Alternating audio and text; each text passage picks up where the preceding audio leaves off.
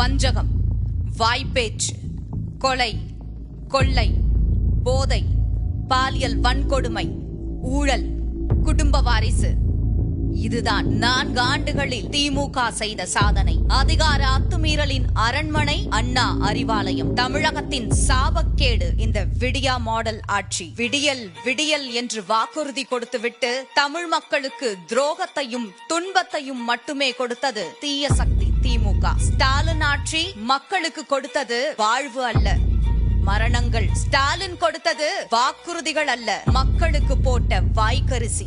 தூங்கும் போதெல்லாம் திமுக செய்த துரோகமும், ஏன் திமுகவுக்கு ஓட்டு போட்டோம் என்ற குற்ற உணர்ச்சியால் இன்றும் மக்கள் குமுறுகிறார்கள். இந்த 4 ஆண்டில் மக்களுக்கு செஞ்ச துரோகங்களும் அக்கிரமங்களும் 100 ஆண்டு காலம் மக்களால் மறக்க முடியுமா? அன்றாடம் நடக்கும் கொலை கொள்ளையால் சட்ட ஒழுங்கு சந்தி சிரித்தது.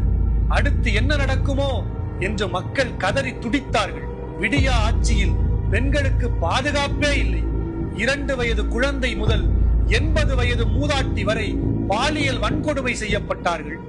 விடியா ஆட்சியில் எங்கும் ஊழல், எதிலும் ஊழல் செய்து மக்கள் பணத்தை கொள்ளையடித்தார்கள். திமுக அமைச்சர்கள் எல்லாம் வீட்டுக்கும் கோர்ட்டுக்கும் அலைந்து திரிந்ததை மக்கள் கண்டு உமிழ்ந்தார்கள். விவசாயிகளை குண்டர் சட்டத்தில் அடைத்து அவமானப்படுத்திய சம்பவம் வேறெங்கும் காணாத கொடுமை. இத்தனைக்கும் காரணம் ஒரு பொம்மை முதல்வர். ஒரு பொம்மை முதல்வரால் ஆளப்படும் இந்த ஆட்சிக்கு இது தோல்வி மட்டுமல்ல,